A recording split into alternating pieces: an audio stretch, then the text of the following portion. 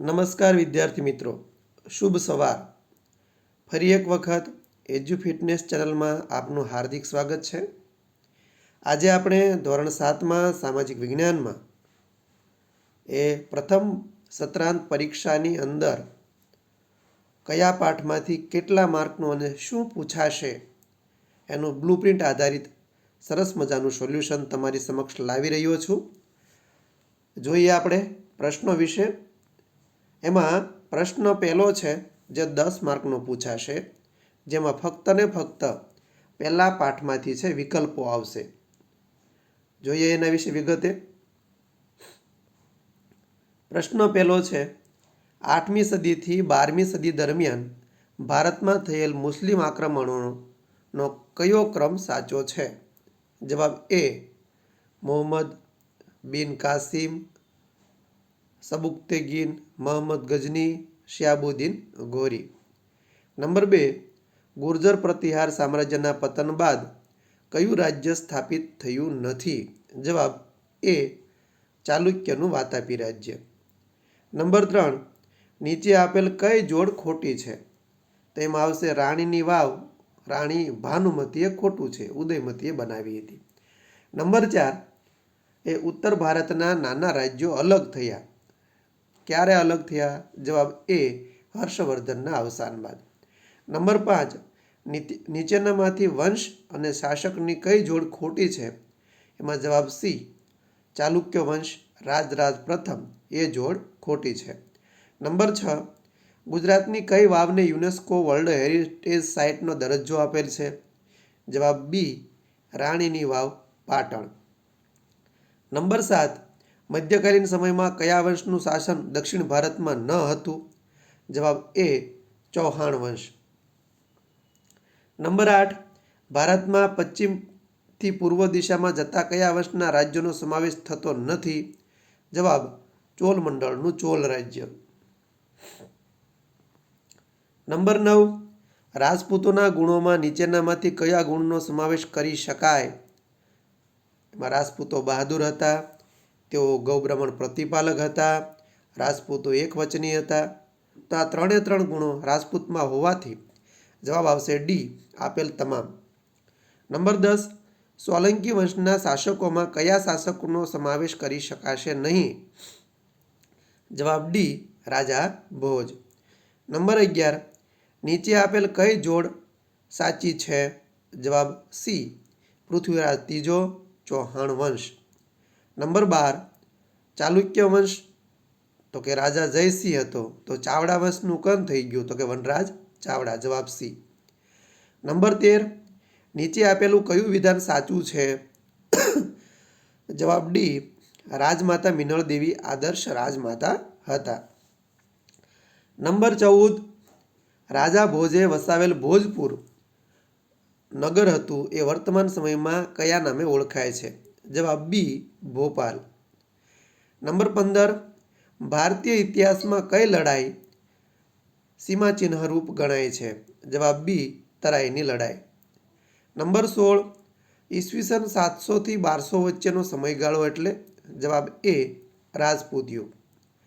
Number 17, બુંદેલખંડનું રાજ્ય પાછળથી કયા નામે ઓળખાયું હતું? જવાબ એ, જેજાક ભુક્તિ. નંબર 18, રાજપૂત શાસન વ્યવસ્થા બાબતે કયું વિધાન અયોગ્ય છે? જવાબ બી, રાજાનો જ્યેષ્ઠ પુત્ર રાજા જ બને તેવું હતું. આ વિધાન અયોગ્ય છે. નંબર 19, રાજપૂતાણીઓના લક્ષણો સંદર્ભે નીચે પૈકી કયું વાક્ય સુસંગત છે, એટલે કે બંધ બેસતું છે? તો કે રાજપૂતાણીઓ વીરત્વ માટે વિખ્યાત હતી, પતિ અને પુત્રને હસ્તમુખે યુદ્ધમાં વિદાય આપતી હતી, જરૂર પડીએ હાથમાં તલવાર લઈને રણ મેદાનમાં નીકળી પડતી હતી. તો ટૂંકમાં 3 વિધાનો છે એ સુસંગત છે, એટલે જવાબ આવશે ડી, આપેલ તમામ. નંબર 20, 7મી સદીમાં ભારતમાં કઈ શક્તિઓનો ઉદય થયો હતો? જવાબ એ, સામંતશાહી. નંબર 21, પૃથ્વીરાજ ચૌહાણે કયા મેદાનમાં શહાબુદ્દીન ગોરીને સજ્જડ પરાજય આપ્યો હતો? જવાબ સી, તરાઈના મેદાનમાં. નંબર 22, નીચે આપેલ જોડ પૈકી કઈ જોડ અયોગ્ય છે? જવાબ સી પાંડ્ય વંશ મહેન્દ્ર વર્મન. નંબર 23 ગઢવાલ રાજ્ય તો કે ચંદ્રદેવ, તો માળવામાં શું આવશે? જવાબ એ કૃષ્ણરાજ. નંબર 24 પાલ વંશ બાબતે કયું વિધાન યોગ્ય છે? જવાબ એ આ વંશનો સ્થાપક ગોપાલ નામનો રાજવી હતો. આગળના પ્રશ્નો છે 7મી સદીમાં કોના અવસાનથી ઉત્તર ભારતમાં તેમના વિશાળ સામ્રાજ્યનું નાના નાના સ્વતંત્ર રાજ્યોમાં વિભાજિત થયું હતું? જવાબ એ હર્ષવર્ધનના. નંબર 2 પ્રાચીન કાળમાં માળવાનો રાજ્ય પ્રદેશ કયા નામે ઓળખાતો હતો? જવાબ એ બી અવંતી અને ઉજ્જૈની બંને. નંબર 3 ખજુરાહોના ભવ્ય મંદિરો કયા વંશના શાસનકાળમાં બન્યા હતા? જવાબ સી ચંદેલ વંશના. નંબર 4 રાજસ્થાનમાં સાંભર સરોવર ક્યાં આવેલું છે? જવાબ સી અજમેરની ઉત્તરે. નંબર 5 રાજા ભોજે વસાવેલું ભોજપુર નગર વર્તમાન સમયમાં કયા નામે ઓળખાય છે? જવાબ બી ભોપાલ. નંબર 6 અણહિલવાડ પાટણની સ્થાપના કોણે કરી હતી? જવાબ બી વનરાજ ચાવડાએ. નંબર 7 રાણીની વાવનું બાંધકામ કઈ રાણીએ કરાવ્યું હતું? જવાબ બી રાણી ઉદયમતીએ. નંબર 8 કયા રાજવીનો પરાજય થવાથી ગુજરાતમાં દિલ્હી સલ્તનતની સ્થાપના થઈ હતી? જવાબ સી કર્ણદેવ વાઘેલા. નંબર 9 રાજપૂત યુગમાં જમીનની ઉપજનો કેટલો ભાગ મહેસૂલ તરીકે ઉઘરાવવામાં આવતો હતો? જવાબ સી 6ઠ્ઠો ભાગ. નંબર 10 રાજપૂતોના ગુણોમાં નીચેનામાંથી કયા ગુણનો સમાવેશ કરી શકાય? જવાબ ડી આપેલ તમામ. હવે અહીંયા તમારી સમક્ષ છે એ આવા પ્રશ્નો પૂછાવાના નથી, પણ તમને આવા વિકલ્પો પૂછાય તો યાદ રહે એટલા માટે એ મૂક્યું છે. હું યાદવોની રાજધાની છું, તેમાં આવશે દેવગિરી દૌલતાબાદ. નંબર 2 મેં સોમનાથનો યાત્રાવેરો બંધ કરાવ્યો, તો એ મિનળ દેવી. નંબર 3 હું વાઘેલા વંશનો છેલ્લો શાસક છું, તો કર્ણદેવ વાઘેલા. નંબર 4 મેં અજયમેરુ નામના નગરની સ્થાપના કરી હતી, જવાબ અજયરાજ. નંબર 5 મેં કનોજ સિવાય કાશીને પણ બીજી રાજધાની બનાવી હતી, જવાબ ચંદ્રદેવ. નંબર 6 મેં પરમાર વંશની સ્થાપના કરી હતી, કૃષ્ણરાજ. નંબર 7 8મી સદીમાં બંગાળમાં મારા વંશનું શાસન હતું, જવાબ પાલ વંશ. નંબર 8 મને લોકો કલિકાલ સર્વજ્ઞ તરીકે પણ ઓળખે છે, જવાબ હેમચંદ્રાચાર્યજી. નંબર 9 હું કુમારપાળ બાદ પાટણની ગાદી પર આવ્યો હતો, જવાબ અજયપાળ. નંબર 10 મારા સમયમાં ગુજરાતને વસ્તુપાલ અને તેજપાલ જેવા મંત્રીઓ મળ્યા, જવાબ વીર ધવલ. નંબર 11 મારા સમયમાં ગુજરાતમાં દિલ્હી સલ્તનતની સ્થાપના થઈ, જવાબ કર્ણદેવ વાઘેલા. નંબર 12 હું ચાલુક્ય વંશનો પ્રથમ રાજા છું, જવાબ જયસિંહ. નંબર 13 મેં દાનસાગર અને અદ્ભુત સાગર નામના ગ્રંથો રચ્યા હતા, જવાબ લલ્લાલસેન. નંબર 14 મેં વાતાપીને રાજધાની બનાવી અલગ સ્વતંત્ર રાજ્ય સ્થાપ્યું હતું, જવાબ પુલકેશી પ્રથમ.